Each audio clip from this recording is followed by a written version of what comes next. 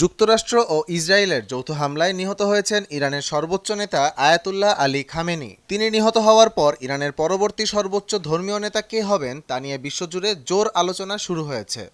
প্রায় 4 দশক ধরে কঠোর হাতে দেশ শাসন করা এই প্রবীণ নেতা আনুষ্ঠানিকভাবে কোনো উত্তরসূরির নাম ঘোষণা করে যাননি। ফলে নতুন সর্বোচ্চ নেতা নির্বাচনের দায়িত্ব পড়বে 88 জন জ্যেষ্ঠ আলেমের সমন্বয়ে গঠিত নির্বাচিত সংস্থা অ্যাসেম্বলি অব এক্সপার্টস এর উপর।